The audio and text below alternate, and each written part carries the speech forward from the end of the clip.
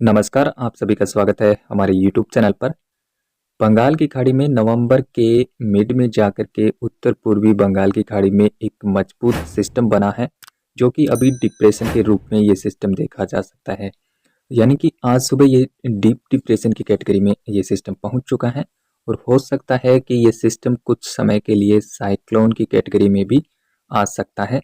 अगर स्थितियां इसके फेवरेबल रहती है तो ऐसी कंडीशन भी संभावित नजर आ रही है। इस सिस्टम के प्रभाव से आज शाम से ही उड़ीसा, पश्चिम बंगाल के भागों में बारिश की गतिविधियां यहां पर शुरू हो जाएगी और आने वाले 2 दिनों के दौरान पश्चिम बंगाल में भारी से अति भारी बारिश होने की संभावना नजर आ रही है।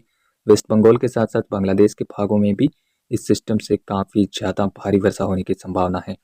इसके अलावा उड़ीसा में हालांकि बहुत ज़्यादा रेनफॉल एक्टिविटी तो नहीं होगी, लेकिन कुछ कोस्टल इलाकों में यानी कि बालेश्वर, मयूरभंज, कटक और केंद्रपाड़ा के आसपास में हेवी रेनफॉल एक्टिविटी यहाँ पर भी होने के चांसेस रहेंगे आज और कल।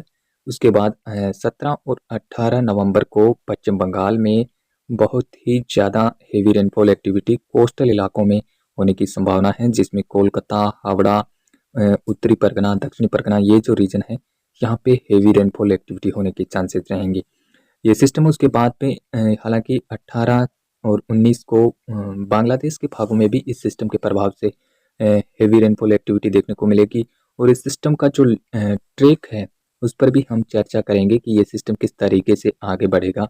आईएमडी ने इस सिस्टम का जो ट्रैक जारी किया है उस पर भी हम नज़र डालेंगे और इसी सिस्टम की वजह से पूर्वी भारत में भी यानी कि 19 नवंबर के बाद में हेवी रेनफॉल एक्टिविटी का दौर यहाँ पर भी देखने को मिलेगा, जिसमें त्रिपुरा, मिजोरम, मणिपुर, नागालैंड, साथ ही मेघालय, असम, कई भागों में यानी कि विशेष करके पूर्वोत्तर भागों में कई राज्यों में आने वाले दिनों के दौरान भारी रेनफॉल एक्टिविटी होने के चांसेस बन रहे हैं।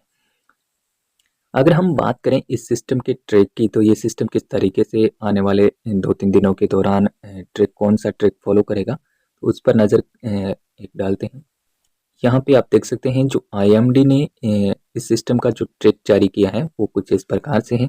अभी आप देख सकते हैं आज सुबह ये सिस्टम डीप डिप्रेशन की कैटेगरी में पहुंच चुका है और सेंट्रल और वेस्ट बे ऑफ बंगाल के भागों पे ये सिस्टम देखा जा सकता है और इसके बाद में ये सिस्टम आप देखेंगे कि आईएमडी के मुताबिक ये सिस्टम डीप डिप्रेशन से हाई कैटेगरी पकड़ने की इसकी संभावनाएं कम है और जैसे जैसे ये सिस्टम कोस्ट के पास में पहुंचेगा तो इसको थोड़ा मॉइस्चर जो मिल रहा है अभी उसमें थोड़ी कमी आएगी, जिसके चलते इसके और ज़्यादा इंटेंसिफाई होने के चांसेस नहीं है। और यहाँ पर लगातार जैसे ये सिस्टम यानी कि उत्तर पूर्व की तरफ ये सिस्टम आगे बढ़ेगा तो वहाँ पे टेम्परेचर में भी बदलाव देखने को मिल रहा है। लगातार यहाँ पे टेम्परेचर कम है, जिसके चलते ये सिस्टम बहुत ज़्यादा इंटेंसिफाई नहीं होगा।